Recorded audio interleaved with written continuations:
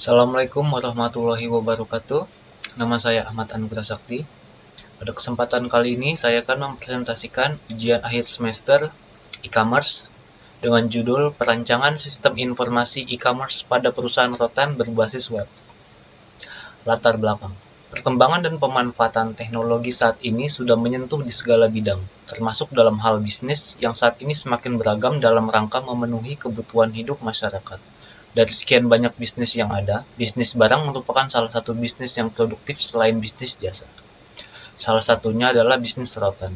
Produksi kayu rotan masih cukup banyak diminati oleh masyarakat sehingga persaingan bisnis cukup ketat.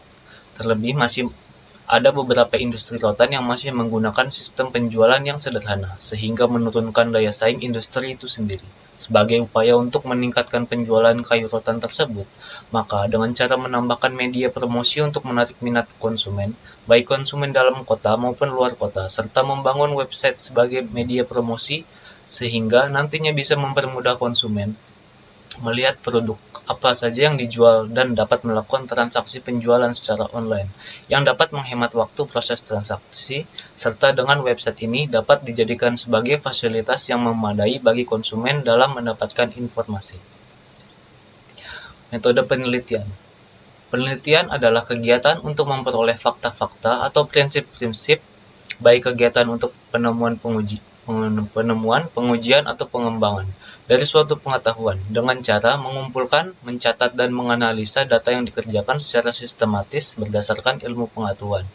Metode penelitian yang digunakan pada penelitian ini, metode pengumpulan data, metode yang digunakan dalam melaksanakan penelitian ini merupakan dasar penyusunan rancangan penelitian dan merupakan penjabaran dari metode ilmiah secara umum, di mana metode penelitian ini dijelaskan dari awal perencanaan hingga tercapainya tujuan penelitian.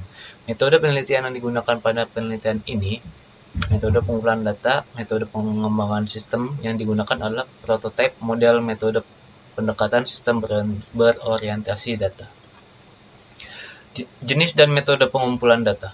Metode pengumpulan data adalah cara atau alat yang digunakan oleh penulis dalam melakukan penelitian untuk mendapatkan data-data atau sumber-sumber dari perusahaan yang dijadikan objek penelitian. Adapun metode pengumpulan data yang dilakukan oleh penulis adalah sebagai berikut. Sumber data primer. Data primer adalah data yang diperoleh langsung dari unit pengamatan atau responden penelitian baik melalui pengamatan maupun pencatatan terhadap objek penelitian. Dalam penelitian ini, penulis mengumpulkan data primer dengan menggunakan teknik observasi. Observasi adalah suatu pengamatan yang sistematis terhadap objek yang dituju secara langsung yang dilakukan dengan indera mata adapun tahap metode observasi ini adalah A. Pengumpulan data, identifikasi data, pengolahan data, analisis, dan kesimpulan.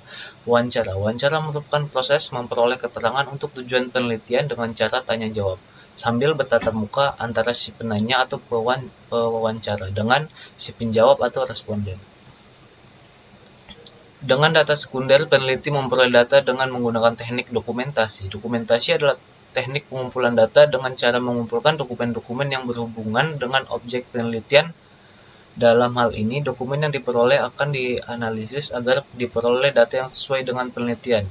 Sumber data sekunder. Data sekunder adalah data yang digunakan untuk mendukung data primer, merupakan jenis data yang sudah diolah terlebih dahulu oleh pihak pertama. Data sekunder diambil secara tidak langsung dari objek penelitian. Misalnya, data ini diperoleh dari buku-buku, jurnal, tutorial, internet, dan lain-lain. Metode pendekatan dan pengembangan sistem. Dalam metode pendekatan dan pengembangan sistem akan dijelaskan mengenai metode pendekatan sistem, metode pengembangan sistem, dan alat bantu analisis pengembangan sistem. Metode pendekatan sistem, metode pengembangan sistem digunakan penulis dalam melakukan penelitian ini adalah dengan menggunakan metode Object Oriented Programming atau OOP. Merupakan metode yang berorientasi pada objek. Adapun metode pendekatan sistem yang digunakan adalah metode UML, Unified Modeling Language. UML adalah bahasa untuk menspesifikasi, memvisualisasi, membangun, dan mendokumentasikan artefak yang digunakan atau dihasilkan dihasilkan oleh proses pembuatan perangkat lunak. Artefak tersebut dapat berupa model, deskripsi, atau perangkat lunak. Dari sistem perangkat lunak seperti pada permodelan bisnis dan sistem non-perangkat lunak lainnya. Metode pengembangan sistem. Proses pengembangan sistem melewati beberapa tahapan, dari mulai sistem itu direncanakan sampai dengan sistem tersebut diterapkan, dioperasikan, dan dipelihara. Atau siklus hidup dari pengembangan sistem merupakan suatu bentuk yang digunakan untuk menggambarkan tahapan utama dan langkah-langkah di dalam tahapan tersebut dalam proses pengembangannya. Desain penelitian ini akan menggunakan model proses prototype, yaitu merupakan suatu metode dalam pengembangan sistem yang menggunakan pendekatan untuk membuat suatu program dengan cepat, tepat, dan akurat. Dengan menggunakan metode pengembangan sistem prototype, maka akan lebih mudah untuk merancang sistem yang diinginkan perusahaan dan dapat digunakan oleh user, dan setelah perancangan sistem telah dihasilkan, kemudian mencoba dipresentasikan kepada user, dan user diberikan kesempatan untuk memberikan masukan-masukan sehingga sistem informasi yang dihasilkan benar dan sesuai dengan yang diharapkan.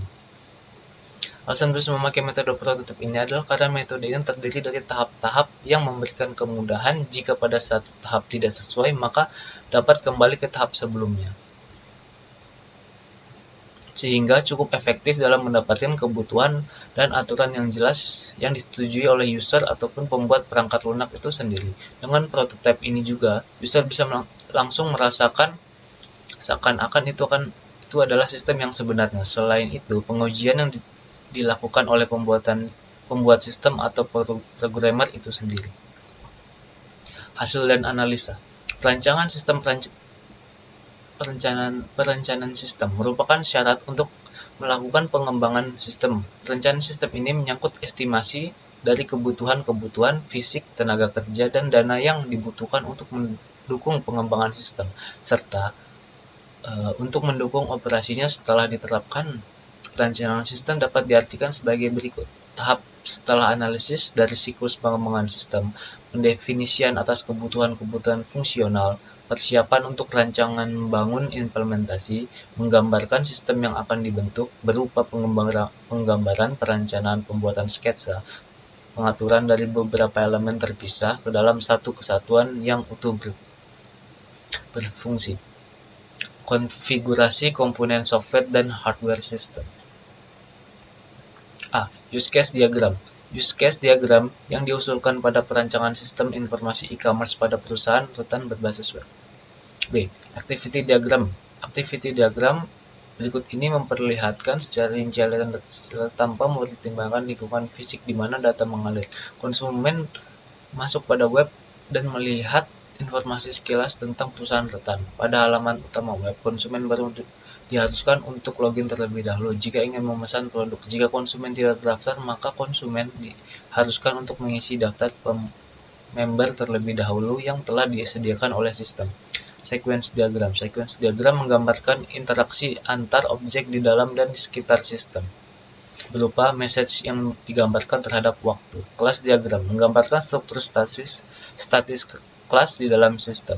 Kelas mempresentasikan suatu yang ditangani oleh sistem. Dengan melihat karakteristik sistem pemasaran produk mulai dari bagian pendaftaran sampai dengan pemesanan serta proses-proses yang terjadi, maka dapat dibuat kelas diagram.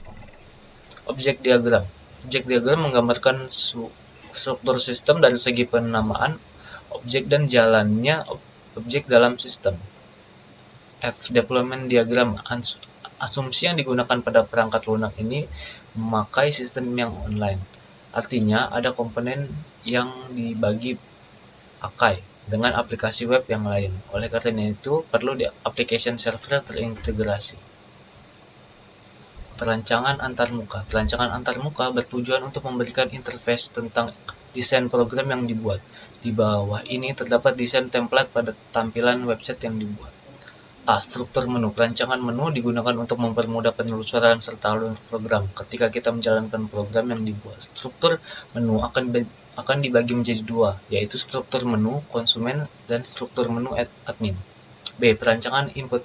Perancangan input merupakan tampilan yang digunakan untuk pemasukan informasi yang diperlukan oleh sistem. C. Perancangan output. Perancangan output merupakan gambaran dalam pembuatan antarmuka untuk memasukkan data yang terdiri dari perancangan output user, perancangan arsitektur jaringan sistem informasi, penjualan rotan di perusahaan rotan, harus terkoneksi pada internet. Sistem informasi ini dibangun dengan menggunakan bahasa pemrograman PHP dengan database MySQL yang terhubung kepada web server.